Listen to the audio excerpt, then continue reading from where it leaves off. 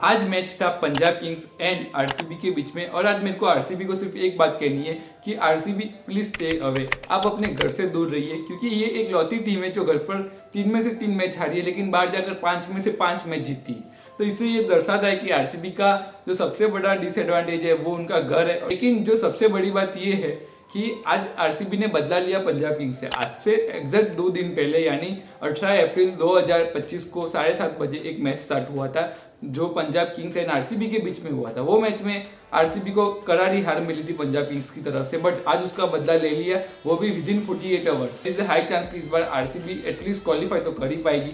उसके अलावा आज की मैच की बात करूँ, आज टॉस जीते रजत पाटीदार और ये सबसे बड़ा एडवांटेज था आरसीबी के लिए क्योंकि आरसीबी चेस अच्छा करती है बिकॉज ऑफ दिस मैन।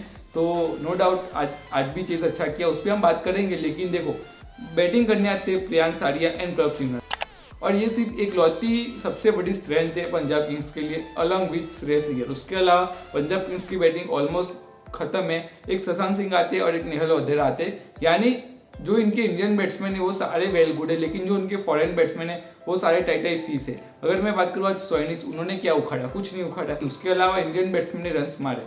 प्रभ सिमरन एंड प्रियांश आर्या दोनों ने अच्छी ओपनिंग दी, 6 ओवर में 64 रन्स दिए, तो आई थिंक ये एक अच्छी ओपनिंग कह सकते हैं हम। उसके अलावा आज जो मेरे को लगता है श्रेयस अय्यर की विकेट थी वो आई थिंक रदरफोर्ड ने बना के ली। क्यों ऐसा मैं कह रहा हूँ? क्योंकि देखो, जो बॉल पे वो आउट है उसके एक बॉल पहले उन्होंने बाउंसर डाला, उसके बाद डायरेक्ट एक बॉल उनको मारने के लिए दिया और वो मारने गए और कैच आउट हुए। तो आई थिंक ये एक स्मार्ट प्ले था श्रेयस अय्यर को आउट करने के लिए। Well done Rutherford and Rajat Patidar the captain, क्योंकि उन्होंने वो ओवर दी। उसके अलावा जो मेन इंपॉर्टेंट ब्रेक थ्रू थे उसमें सबसे पहला नाम मेरे को लगता है कुणाल पांड्या। उन्होंने 2 विकेट चटकाए और बहुत अच्छी बॉलिंग की है। मैं उनको सॉरी भी बोलना चाहूंगा क्योंकि उनको मैंने बहुत क्रिटिसाइज किया कि वो अच्छे बॉलर नहीं है, बट एज अ बैट्समैन वो ठीक ठाक है, लेकिन as a bowler very good. RCB के लिए अच्छा काम करे अलॉन्ग विथ सुयश शर्मा। उनका साल अभी तक तो अच्छा नहीं जा रहा था, लेकिन आज की मैच में उन्होंने भी कंधे से कंधे मिलाकर साथ दिया। किसका? कुणाल पांड्या का। तो ये दोनों तो मिडिल ऑर्डर में उन्होंने अच्छा बॉलिंग की। और स्पेसिफिकली डेथ ओवर की बात करूंगा क्योंकि जो मैच आज पंजाब किंग्स हारा है, बैटिंग करते वक्त वो 7 से लेकर 14 ओवर के बीच में हारा है और 16 से 20 ओवर में हारा है। 7 से 14 ओवर के बीच में तो 2 स्पिनर्स ने संभाल लिया, लेकिन 16 से 20 में किसने संभाला? एक तो जॉस हेजलवुड, दूसरा भुवी। दे यॉर्कर पे यॉर्कर इतने रहे बॉल, और जिस तरह उन्होंने बॉलिंग की है, आई मीन 4 ओवर में सिर्फ 27 रन दिए।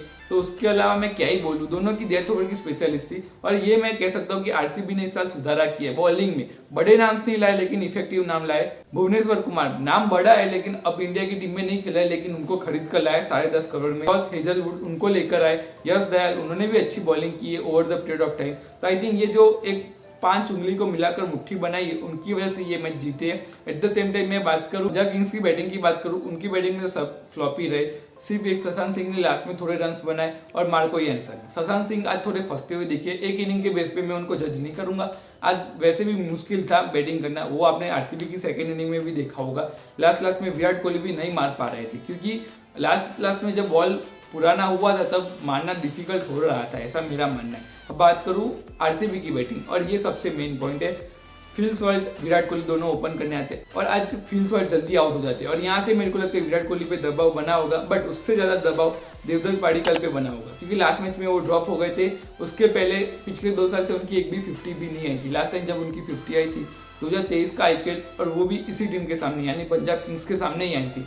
बट आज उन्होंने वापस कमाल किया, एक 50+ स्कोर तो दिया, लेकिन उसी के साथ विराट कोहली को फ्रीडम दी कि आप अपने पेस पे खेलो, आप बॉल लेकर खेलो। और उन्होंने खुद देवदत्त पाडिक्कल ने 174 की स्ट्राइक के साथ 61 रन बनाए, 4 छक्के और 5 चौके शामिल। आई थिंक कहीं पे भी उन्होंने रन रेट कम नहीं होने दी क्योंकि आपको भी पता है कल का मैच आपने देखा होगा, वहां पे यशस्वी जायसवाल तो थे लेकिन साथ में कोई और नहीं था। तो अकेला विराट कोहली कभी चेस में नहीं जीता सकता, उसके अलावा किसी और को चाहिए, और वो आज देवदत्त पाडिक्कल थे। अगर मैं बात करूँ विराट कोहली, अब उस बंदे की क्या बात करो। आज उन्होंने हाफ सेंचुरी मारी, वो हाईएस्ट हाफ सेंचुरी मारने वाले प्लेयर बन गए आईपीएल इतिहास में।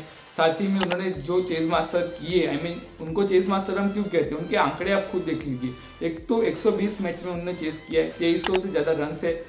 क्या बोलो, शब्द नहीं है उनके चेस के लिए। तो सच्ची में उतनी अच्छी चेस वो करते हैं, वो भी 140 की स्ट्राइक रेट के साथ। और वही फर्क है कल की राजस्थान की मैच में। राजस्थान रॉयल्स कल क्यों हारा? क्योंकि उनके पास एक विराट कोहली जैसा बैट्समैन नहीं था जो एक छोर संभाल के रखे। कल अगर रियान पराग वो शॉट ना मारते 99% का राजस्थान जीत रहा था, बट वो शॉट उन्होंने मारा, गैर जिम्मेदार शॉट मारा और आउट हो गए। और आज विराट कोहली ने वो शॉट नहीं मारा, वो लास्ट तक लेके गए और मैच जिता कर ही वापिस है। I think thumbs up to all. उसके अलावा बाकी बहुत सारे खेले लाइक जितेश शर्मा, रजत पाटीदार, लेकिन उनके लिए इतना मौका नहीं था। अब देखते हैं आगे क्या होता है। और जो उनका नेक्स्ट मैच है वो दिल्ली कैपिटल्स के सामने उनके एक होम ग्राउंड पे, वहाँ पे भी हम जीत सकते हैं। वो राहुल का सेलिब्रेशन भी हमको याद है। I hope you like this video. अच्छा लगे तो लाइक करिए, ना अच्छा लगे डिसलाइक करिए। Thank you.